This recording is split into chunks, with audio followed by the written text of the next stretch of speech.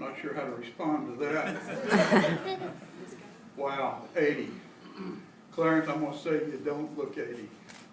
You used to. That was quite a long time ago.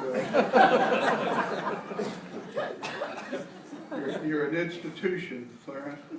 I thought I'd been going to him for a long time until I heard all y'all stories. I started going to him about almost 50 years ago when he was over in the Herman Professional Building.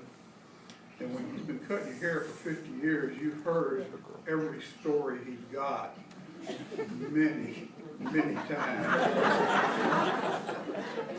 There's only three things that I know that he really claims to be.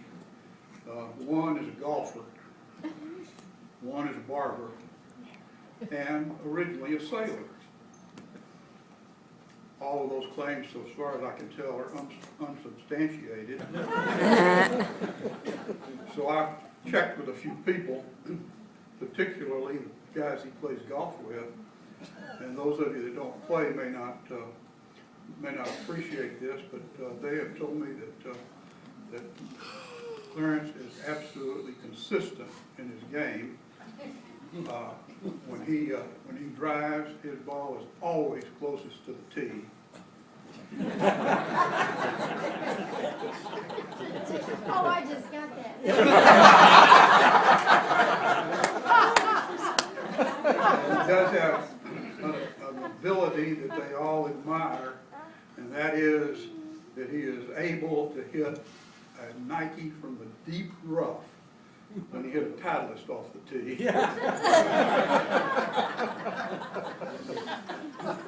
When he was a sailor, which was way before I knew him, he was involved in a drill one time, and the drill was that they had left the ship in smaller vessels, and they were doing a sea rescue drill, and that involved taking a smaller vessel out and recovering a dummy. It was a bright orange dummy that they had named Oscar. And they would throw Oscar overboard, and each seaman would attempt to maneuver the vessel and recover Oscar, and they did it to see who could do it the quickest.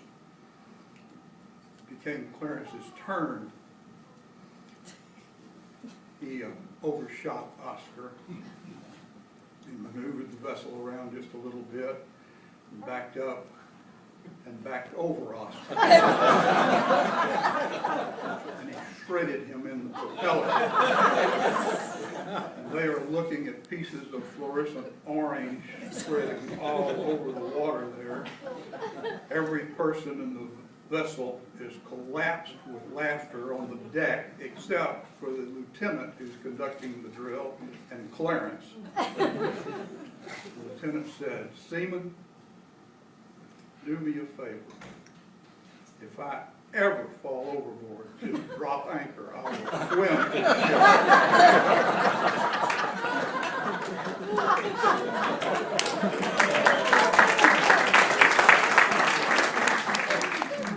I was amused but not surprised by Biff's bandage on his ear, because Clarence is famous for those ear nicks.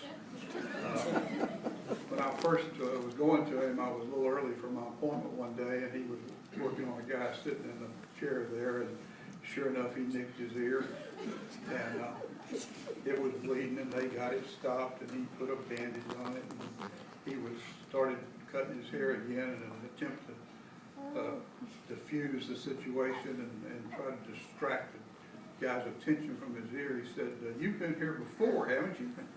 I said, "No." I said, "I lost my other ear in the war."